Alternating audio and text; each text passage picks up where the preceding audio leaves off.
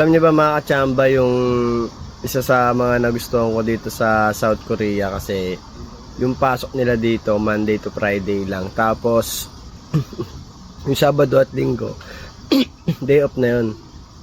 So kung malakas yung company nyo, pinapasok kayo ng Sabado at Linggo, magiging overtime rate yun.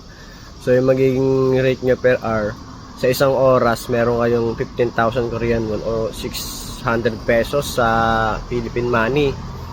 So kung 8 hours kayo magtatrabaho ng Sabado, ang laki nun, nasa 4,000 siguro mahigit yun. Kasi mas mataas yung overtime rate kaysa sa daily rate namin dito. So ang haba ng pahinga namin, kung sa isang buwan meron kaming 8 days na pwede kang gumalagala para mawala yung homesick mo. Kaya maraming OFW na lumilipat dito sa South Korea kasi nga 'di ba sa ibang bansa halos wala na silang day. So isa 'yun sa nagustuhan ko dito sa South Korea. So sana sa mga gustong mag-abroad dito sa South Korea ay pala rin kayo at makapagtrabaho din kayo dito. So ayun lang, maraming salamat.